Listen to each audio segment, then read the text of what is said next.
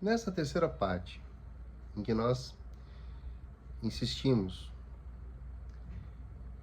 eu insisto e vocês vão confiar em mim e vão insistir junto comigo, no quão é importante organizar pensamento, eu quero mostrar a vocês como criatividade é uma manifestação livre do pensamento. Então, eu falava de uma redação sobre a educação sexual nas escolas do Brasil contemporâneo, do Brasil atual, e o tema apareceu bem naquele momento em que se via educação sexual como uma espécie de coaching para perder a virgindade, que não é verdade. Depois, essa redação ela é anterior a 2018, quando o nosso ex-presidente Jair Messias Bolsonaro usou um livrinho traduzido do francês para o português sobre sexualidade. Eu tenho esse livro aqui. Deu um trabalho para achar e custou horas de trabalho para comprar. Mas é importante porque é um registro que conecta a materialidade do livro à história. É prova, o livro existe mesmo. Mas quando nós lemos, o livro segue dois princípios elementares. Livrar o jovem, seja menina ou menino, de certos fantasmas que causam muito sofrimento mental. Imagina uma menina tendo a sua primeira menstruação. Imagina um menino lidando com as suas primeiras ereções e os desejos que vêm junto com isso, tudo embolado. Tá? E olha que eu não estou nem considerando cenários em que isso é sorrateiramente, não é, insinuado como uma forma de um adulto que pode até ser bem intencionado, mas que acha que não será bom para o jovem passar por isso. Bem, então, propus o tema, educação sexual nas escolas, e essa menina pega a estrutura do filme Malévola, né, com Angelina Jolie, e mostra como a atitude de um pai e ou mãe, que pode ser um avô, um tio, de não conversar sobre o assunto sexo. Não conversar. Não falemos de sexo. E isso, então, ao meu ver, demonstra uma covardia muito grande, porque já se sabe que essa menina um dia vai menstruar, esse menino um dia vai ter uma ejaculação e vai ficar achando que está morrendo, né? Mas principalmente, a cruzada contra a educação sexual é uma cruzada muito perigosa, porque a educação sexual ajuda a criança em transição para a adolescência a entender que carinho não é carícia. A carícia pode até ser uma forma de carinho entre pessoas que tenham condições de consentir e de entender quando que a mera expressão de afeto transita, né, para esse balé sexual, que pode ser da forma que, né, os dois combinarem que deverá ser. O importante é não romper os combinados. E é claro, sem agressividade e tudo mais. Então, eu repito, carícia não é carinho. Não é carinho. Carinho entre adultos pode até se misturar, mas um menor, um rapaz menor, uma moça menor, não. Na história de Cinderela, na história de Bela Adormecida, na qual se baseia a história de Malévola, numa inversão de valores, de valências, melhor dizendo, tá? E isso é importante porque hoje você não estuda mais língua portuguesa, você estuda linguagens e leituras semióticas, né? Se você é alguém de 18 anos, 17, 18, que vai prestar seu primeiro Enem, prepare-se. Esse Enem agora, desse ano, estou curiosíssimo para ver o tipo de proposta de exercício que vai ser colocada diante dos alunos. Então, meu ponto é, como que a gente não questiona, né? Que, poxa, seria tão mais fácil, em vez de destruir todas as rocas de fiar, né? Aí, quando eu falava disso antes, tinha sempre um que a minha mãe perguntava, professor, o que é roca de fiar? Roca de fiar é um objeto, uma coisa tamanho assim de uma bicicleta, vai. E a mulher, ela ficava pegando os tufos de lã ou mesmo de algodão e ela colocava na ponta de uma agulha e essa roca tinha como se fosse uma correia que puxava essa fibra, ia enrolando a fibra e do outro lado essa fibra ia se de novo enrolando numa espécie de carretel. Então é assim que se produzia os fios para que num tear se fizesse um tecido. O que é tecido? O que é tessitura? Tecido é entrelaçamento, é compreensão. Metáfora bonita para senso crítico. Então, veja, a mulher livre não teme que sua existência seja reduzida aos seus desejos. Se os homens podem desejar tanto, por que a mulher tem que desejar dentro de convenções? Não faz sentido. Não é? Então, a metáfora, assim, a maldição que a bruxa lança tem um sentido mais profundo. Que, de novo, é difícil se absorver. Mas essa aluna captou, absorveu.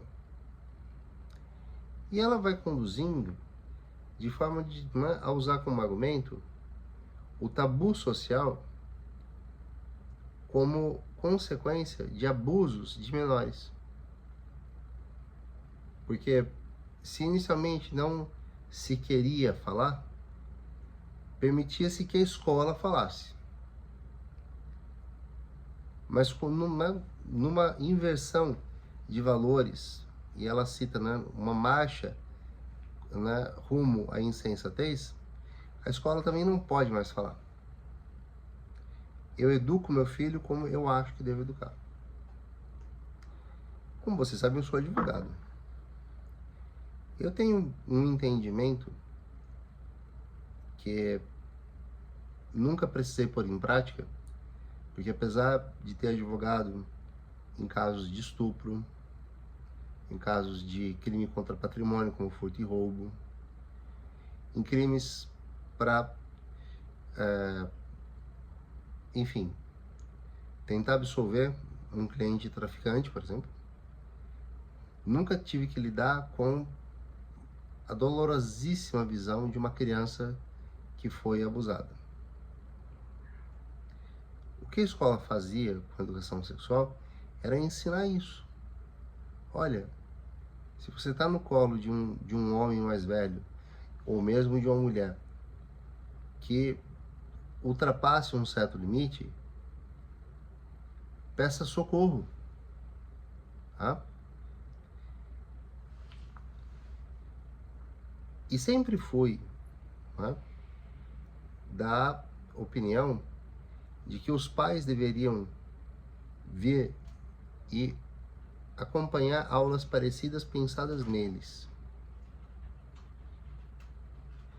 Porque a lei existe para organizar a nossa civilização. Se um pai ou uma mãe acha natural ter certos comportamentos que a lei mais genérica e abstrata e que abarca tudo não vê como desejável, então a gente tem um problema. Porque não adianta alegar, né, o acontecimento de ter tocado de forma inapropriada um menininho ou uma menininha, e falar assim, mas olha, meus tios faziam a mesma coisa comigo, e isso não me tornou um adulto disfuncional. Às vezes não tornou mesmo, mas às vezes tornou, e só a pessoa é que não vê quanto isso tornou. Escolhi esse tema pelo fato de que é fácil condenar as bruxas da sociedade. Quem são as bruxas na sociedade? As bruxas na história são metáfora de todos os que são marginalizados. Gays, negros, mulheres, misturas disso. Pessoas que representam o não normal, tomando a etnia branca, a condição socioeconômica mais favorável, a escolaridade mais elevada, o cristianismo de qualquer forma praticado. Se o indivíduo pertence a essa esfera, claro, e declaradamente heterossexual. Digo declaradamente porque é muito comum ver casos em que uma pessoa heterossexual mantém uma vida paralela com alguém do mesmo sexo. Isso é achismo meu? Não. Eu escrevi uma tese de doutorado sobre isso.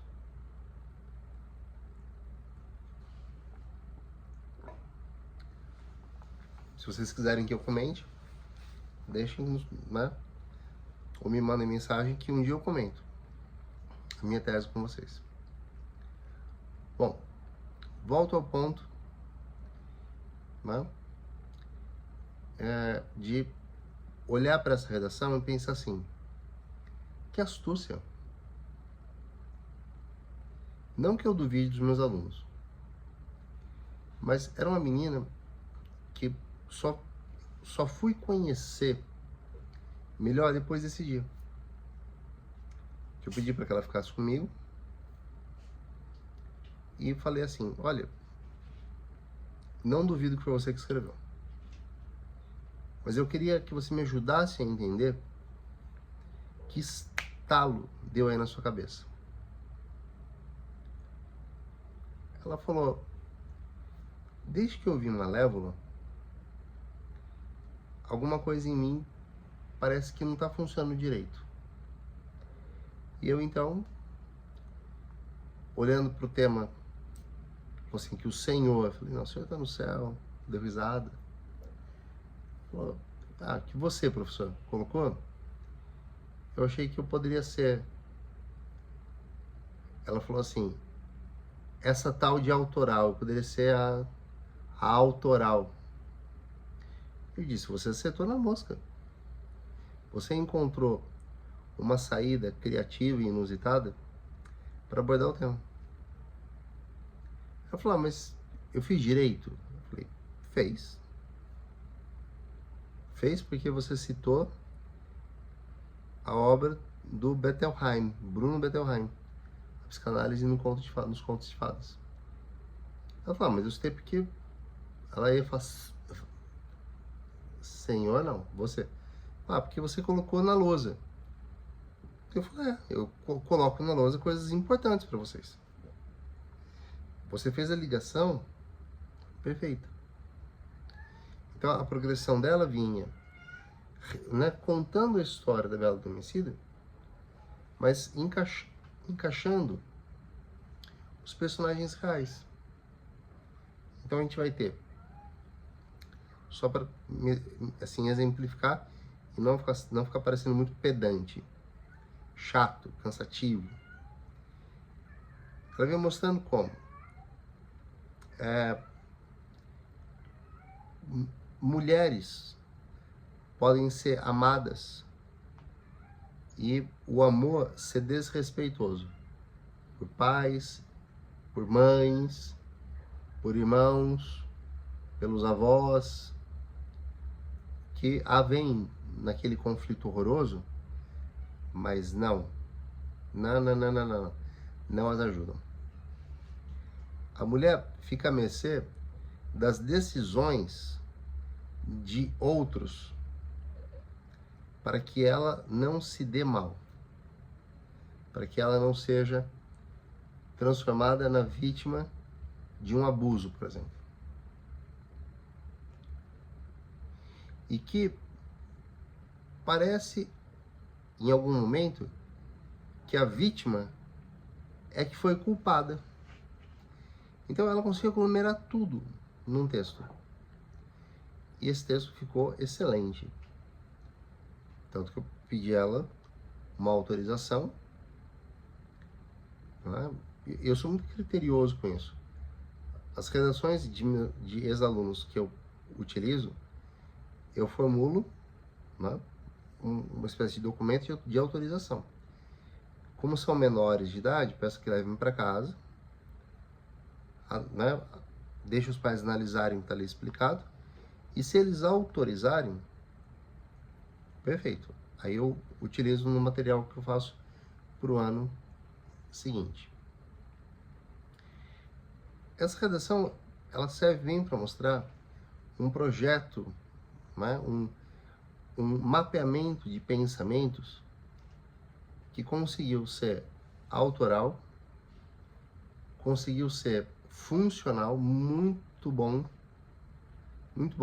daqueles que a gente lê e fala, meu Deus do céu, como eu queria que essa pessoa fosse minha filha ou meu filho, né? O que para nós professores é maravilhoso quando acontece, tá? E ali aconteceu. Passado, né, entreguei notas e tudo mais, falei, como que você concebeu essa redação? E ela me disse uma coisa interessante. Ela falou assim, professor, você constrói uns raciocínios que começam difíceis de entender. Depois, quando você diz uma coisa chave, parece que destranca a porta e a porta se abre e entra a luz. Eu achei aquilo muito bonito. Embora não acho que seja sempre assim, tá? Eu gosto de falar com muita calma, né? E talvez a minha calma dê alguma sonolência em alguns. Mas do meu ponto de vista é muito importante que vocês entendam isso com calma, com lentidão, dando tempo à sua própria digestão. Certo? Então, encerramos. Organização de pensamento baseado na nossa própria linguagem. E eu espero ter contribuído para que vocês possam deslanchar nesse grande mercado. Tá? Mercado não, porque alguns ainda não estão trabalhando. Mas mercado porque eu lamento falar, mas muitas instituições de ensino viraram, né, um marketplace, um ambiente de vendas, né? E há uma tristeza e um pesar nisso, infelizmente. Bem, espero ter colaborado, espero ter contribuído, tá, para os temas que já vieram ou que virão. E desejo um bom estudo a todos, tá?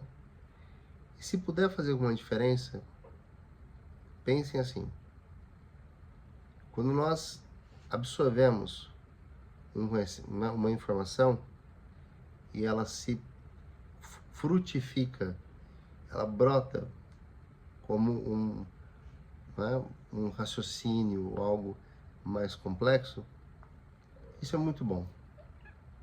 Quando a gente passa a ter fé na humanidade. Okay?